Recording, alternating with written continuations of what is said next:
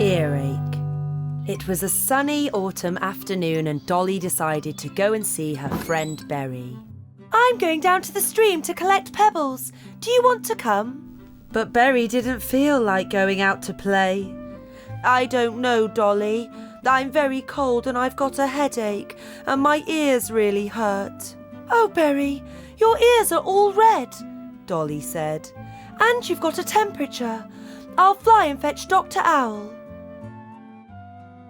The ladybird flew straight to Dr. Owl's tree. Dr. Owl, you need to come quickly. Berry feels very poorly. Dr. Owl quickly packed his doctor's bag, put on his white coat and hurried to see the sickly snail. Hello there, Berry. Let me have a look at you. I need to listen to your chest.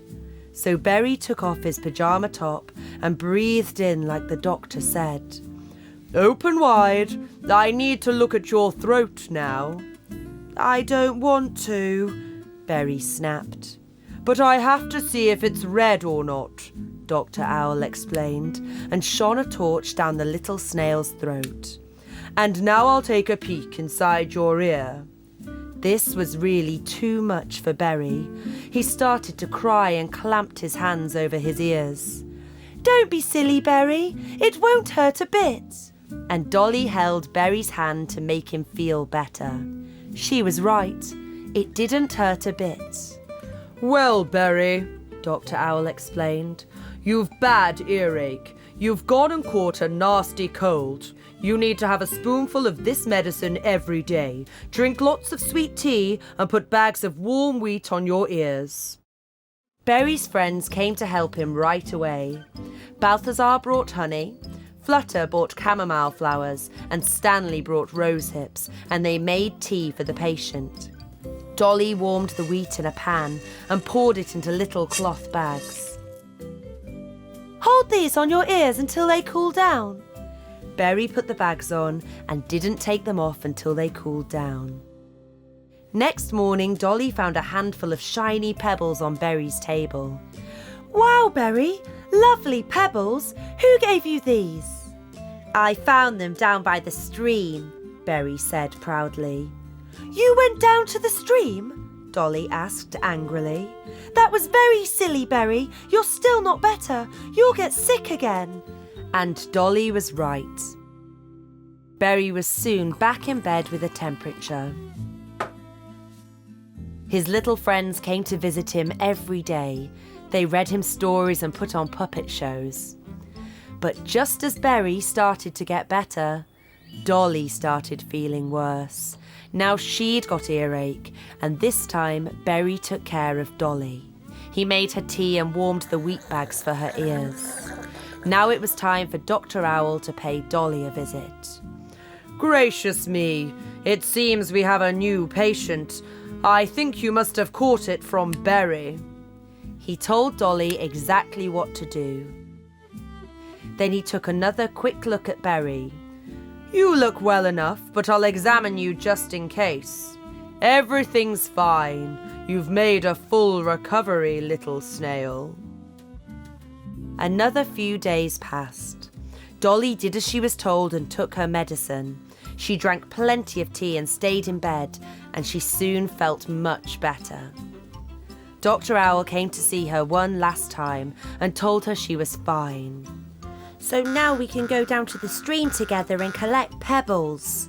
Berry was very excited. Hooray! Let's all go down to the stream! Dr. Owl's 3 chicks tweeted. Remember to dress up nice and warm. It's cold outside. But there was no need to warn Dolly and Berry.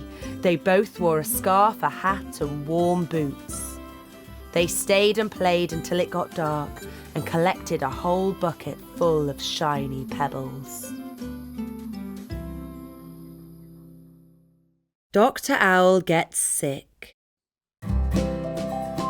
The first snow had begun to fall.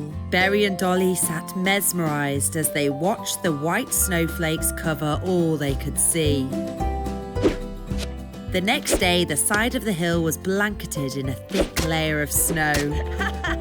The ladybird girl fetched her sledge, and there was enough space on it for 3. Bubble at the front, Berry in the middle, and Dolly at the back. The whole forest is white, the spider cheered. The lake soon froze over in the chilly temperatures. The little friends had lots of fun skating on the ice. Bubble, don't chew the icicles, Dolly shouted to the baby beetle, but Bubble's mind was elsewhere. Come, let's build a snowman, the snail boy said, but Bubble was not in a good mood. I've got a sore throat, Berry. We'll build a snowman another time, okay? Berry called Dr. Owl to come and take a look at Bubble.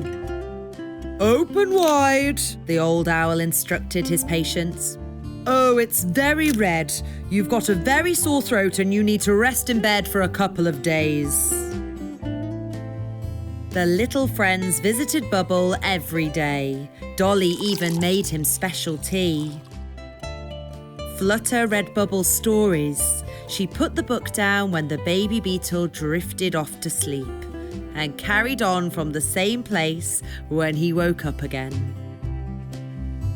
A couple of days passed and Bubble was feeling much better. We can build that snowman now, Bubble said to Berry with a smile.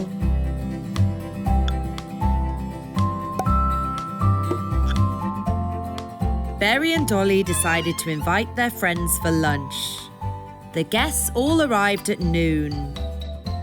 It's really delicious, Balthazar enthused.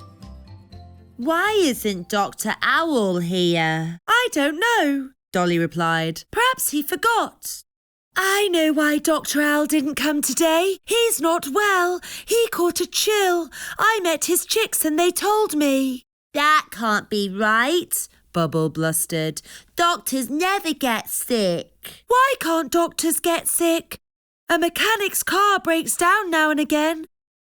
And a cobbler gets holes in his shoes, Flutter explained to Bubble. Let's pay him a visit and we can make him a present because it's very nearly Christmas, Berry suggested. The 4 boys sat together and made a candle holder for Dr. Owl. They glued pieces of wood together, painted winter pictures on them, and added candles on top. It looks lovely, Stanley said, sounding satisfied. The girls made a colourful wreath out of paper. Dr. Owl can hang it on his front door, Leapy smiled. The next day they went to see Dr. Owl. The old owl was weak and lying in bed, but he was delighted to see his visitors. Oh, they are beautiful, he said with a warm smile when he unwrapped his presents.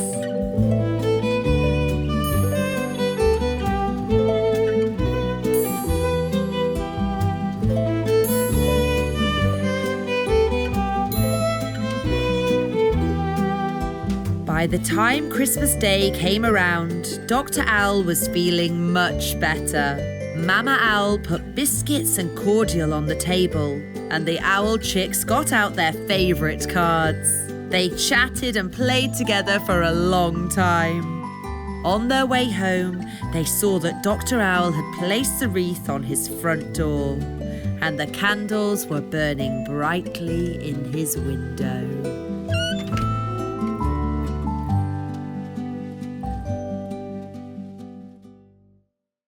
Sea Adventure.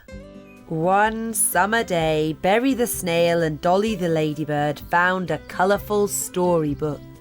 It was packed with pretty pictures of the sea swimming with fishes and crabs. And there was another strange animal that Berry had never seen. It's called an octopus, but I've never seen a real one either. Why don't we go to the sea? Berry asked excitedly. But we don't know where the sea is, Berry. I know, let's ask Dr. Owl. He knows everything. Do you know how to get to the sea, Dr. Owl? You need to build a boat and sail down the stream. The stream will take you to the river, and the river flows right into the sea." Berry and Dolly thanked Dr. Owl for his advice and got to work right away. The 3 owl chicks happily helped them build their boat. The 2 friends jumped in, and the stream carried them all the way to the sea. "Hooray! We're going to see the sea!" The wind blew their boat down the stream and then the river. It wasn't long before the vast blue sea was right in front of them. "We're here!" yelled Berry. He pulled the boat to the shore and tied it to a palm tree. "Come on, Dolly, let's dive to the bottom of the sea." The 2 friends saw all kinds of incredible creatures under the sea. They spotted a big crab and followed it to the surface. "Excuse me, can you tell us where we can find a real octopus?" asked Dolly. "Hold on to my pincers, and I'll show you the little island where the octopus likes to sunbathe." The crab helped them to the island and swam away. The octopus was much bigger than they'd imagined, and it frightened them. Berry and Dolly hid behind a big rock. Then the octopus had a good idea. It picked up some pebbles and started to juggle them with its 8 tentacles. The little ladybird and the snail crept out from behind the rock. "Come over here," the octopus said. "I'll show you the prettiest pebbles on my island." Berry and Dolly quickly made friends with the octopus, and they all had so much fun. "It's time for us to go," said Dolly. "Goodbye. It was very nice to meet you." "Bye-bye," replied the octopus, and gave them both a shiny pebble each. Berry and Dolly got into the boat and tried to paddle away, but it was too hard. "Oh dear, Berry, we won't be able to manage. We'll have to get out of the boat." Dolly was really scared. "See, Berry, I told you we shouldn't have sailed so far from home." "I think you're right, Dolly." But then the stone started to move. "Why are you so sad, little snail?" the stone asked. This made Berry laugh. It wasn't a stone after all. It was a turtle.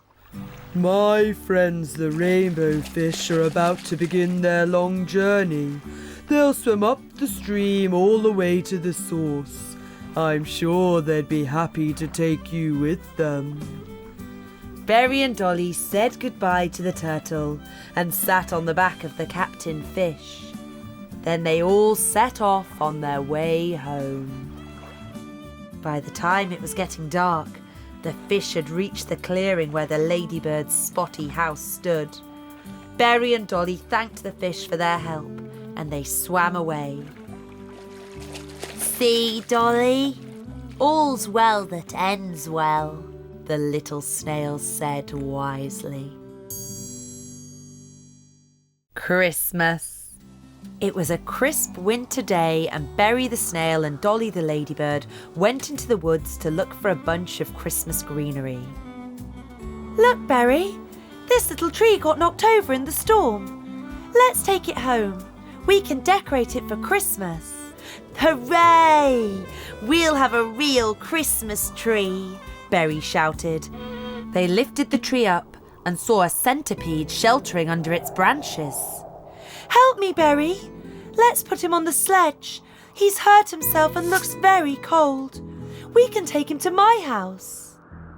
They lifted the centipede carefully onto the sledge. "Will he be all right?" Berry worried. "Of course he will," Dolly reassured her friend.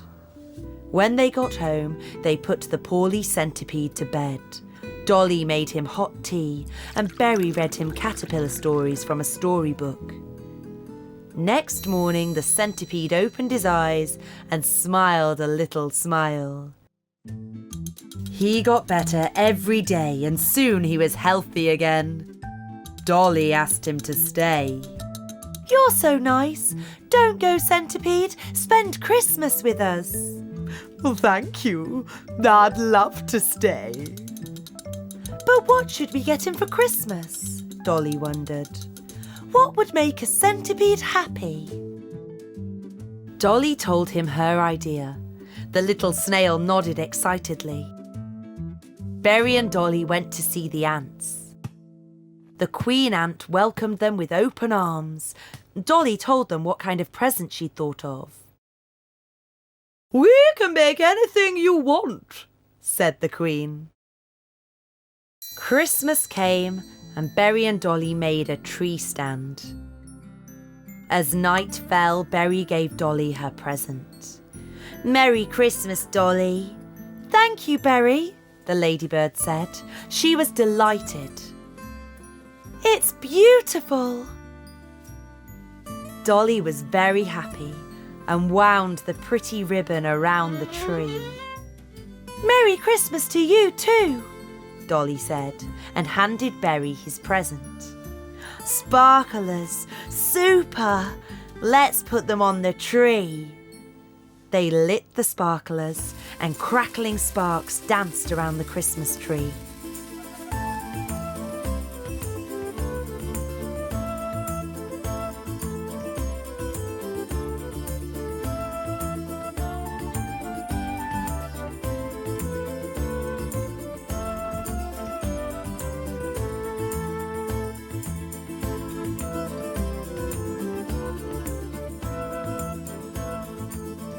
The glittering light attracted lots of tiny fireflies, and each brought a Christmas decoration.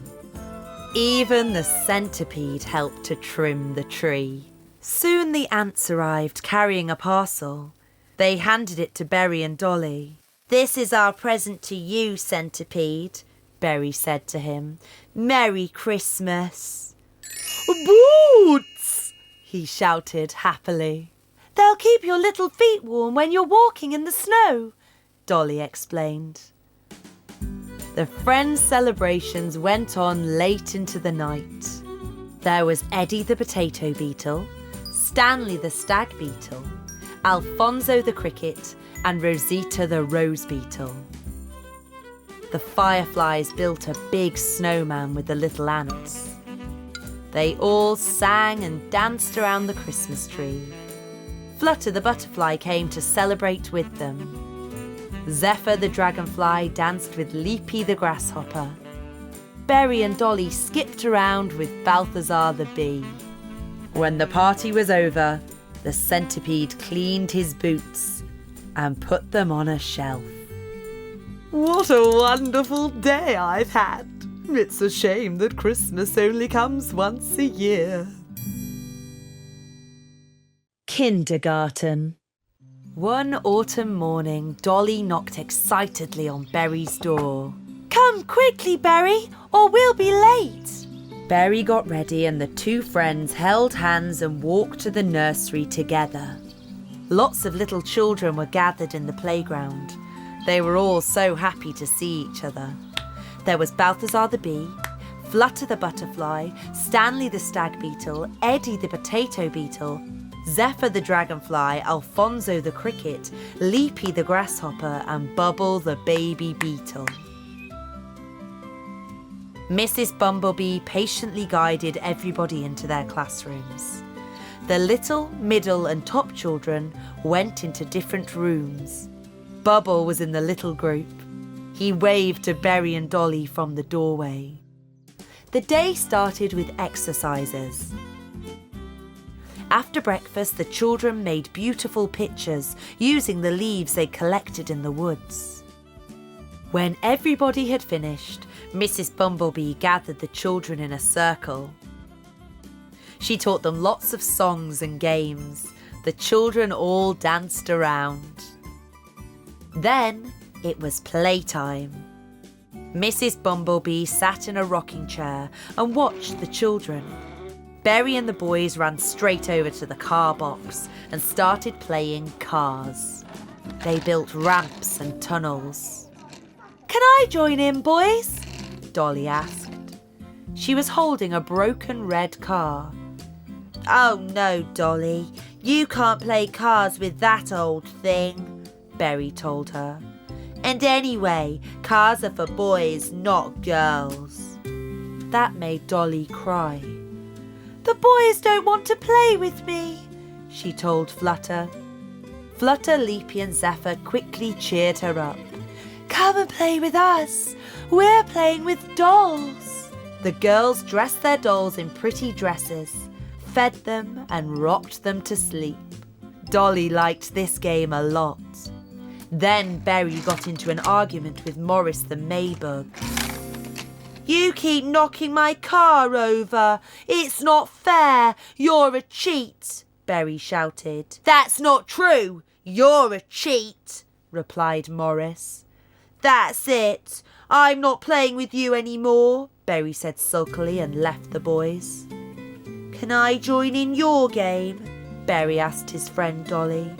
You can't play with us. It's a girls' game, Dolly sulked. But I brought this doll with me. It's got curly hair. I want to play with you. All right, come and play with us. But now you have to let me play cars with you. Children, time to wash your hands, Mrs. Bumblebee shouted. Then go and sit down at the tables. Mrs. Earwig, the dinner lady, dished up their dinner. When everybody had finished eating, Berry and Dolly collected up all the plates and glasses.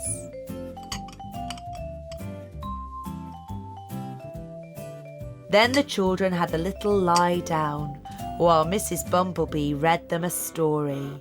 They all listened in silence, and a few of them fell fast asleep. When they got up, they all had a snack and went out into the playground. It was enormous and filled with all kinds of slides, climbing frames and swings, with a big wooden train in the middle. Berry and Morris quickly made friends again and played on the swings together. Dolly helped Bubble up the slide and caught him at the bottom. Bubble liked that a lot. The rest of the day flew by, and soon the children were waving goodbye to each other. They couldn't wait for tomorrow to come.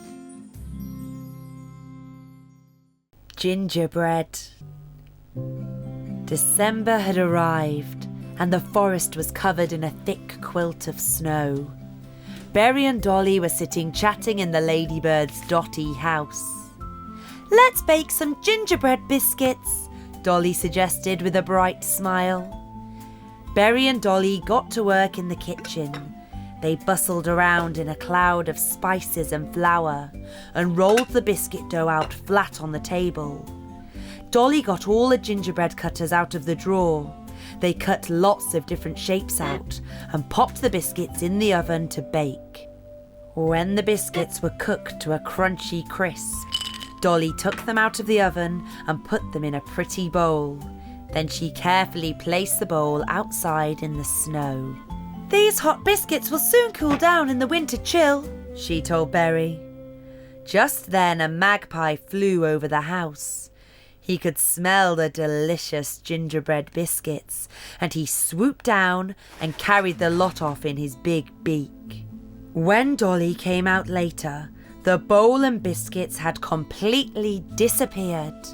Oh dear, someone's taken my yummy biscuits, she shrieked. But who could have taken the bowl? Berry asked. Berry and Dolly decided to go and search in the forest. The first friend they ran into was Iris the ice beetle. Oh Iris, someone has taken my yellow bowl full of fresh gingerbread biscuits. You didn't see who it was, did you? Dolly asked. Yes, I did. It was the magpie. He flew off in that direction. They kept walking until they met the grub. Hello, Grub. The magpie took my yellow bowl filled with gingerbread biscuits. Did you see which way he flew? The grub pointed. Not long after, Berry and Dolly caught sight of Bubble and Eddie, who were building a snowman. Have you seen the magpie? He took my yellow bowl and all our gingerbread, Dolly complained. Yes, we saw him. He flew towards the stream, the potato beetle replied. Look, Dolly, fresh biscuit crumbs. The magpie must have flown this way, Berry suddenly shouted. If we follow the trail, it should take us to the magpie's nest, Dolly proposed. The pair of them followed the trail of crumbs, and it took them all the way to the magpie's nest and to the sweet smell of gingerbread. Berry and Dolly climbed up the tree and knocked on the magpie's door. Did you take my yellow bowl filled with fresh gingerbread? Dolly asked as soon as the magpie opened the door. Yes, it was me. I was very hungry. I saw the bowl sitting there, so I took it, but I can give it back to you. It's not nice to take what belongs to somebody else, Dolly said, and marched back to her house in a grumpy mood. Berry did his best to keep up with the little ladybird. Don't be angry, Dolly. I know that the magpie took your bowl, but he gave it back, and I'm certain that he'll apologise, the little snail said. Berry and Dolly invited their friends over that afternoon. Flutter the butterfly, Balthazar the bee, and Stanley the stag beetle all came around for tea. They all sat at the table and began to eat. It wasn't long after that they heard a soft knock on the front door. Dolly opened the door. The magpie was standing outside and looking very ashamed of himself. I brought you some rosehip cordial. I made it myself. Please take it as a gift to say how sorry I am for pinching your gingerbread, the magpie said. Why don't you come in and join us for a bite to eat, Magpie? There's plenty of room for you at our table. This made the magpie very happy. The friends sat around the table, munching on delicious gingerbread biscuits and sipping fresh rosehip cordial. They chatted and laughed late into the night. Little kids and big kids. There were 2 football pitches next to the kindergarten. The little kids played next to the pine tree. Bubble the baby beetle was the captain, the little bark beetle was goalie, and the ant boys made up the rest of the team. The big kids played in the shade of the oak tree. Stanley the stag beetle, Balthazar the bumblebee, Eddie the potato beetle, and Berry the snail boy. The little kids played with a spotty rubber ball. The big kids had a proper football. One autumn day, Balthazar picked up the little kid's ball and he started to do tricks with it. Look at this, he teased. Give it back, it's ours, Bubble whined. I only want to show you how high I can kick it, boasted Balthazar, and he gave the rubber ball a mighty kick. He kicked it so hard that the ball burst. Oh, oh.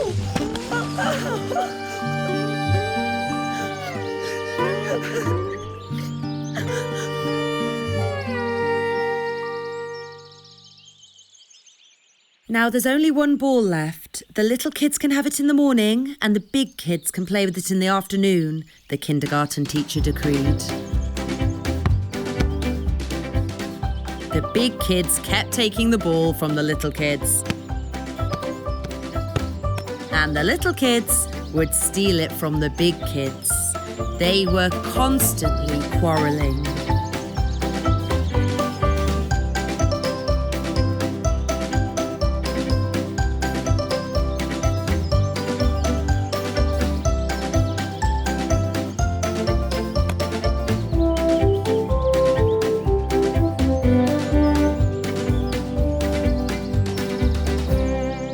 Why don't you play together? Dolly asked the boys. Together? Never. The little kids are weedy and clumsy, yelled Stanley the stag beetle. And the big kids are horrid and pushy, the little ant boy shouted back. Stop being so silly. Play a match instead. Little kids versus big kids. How can 4 little kids win against 4 big kids? The bark beetle complained. All right then, Leapy and I will join in with the little kids. Then there'll be 6 of us against 4 big kids. How about that? The ladybird girl asked. Super, they all agreed. They started to play. They had so much fun that they hardly noticed the time fly by.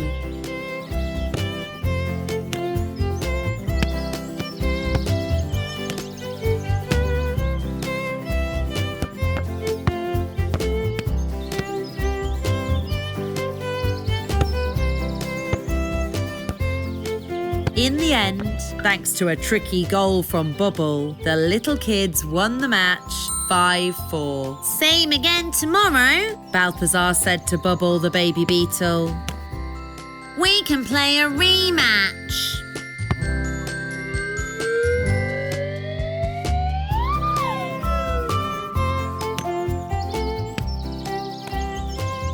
The next day they played the rematch. This time, the big kids beat Bubbles' team 4-3.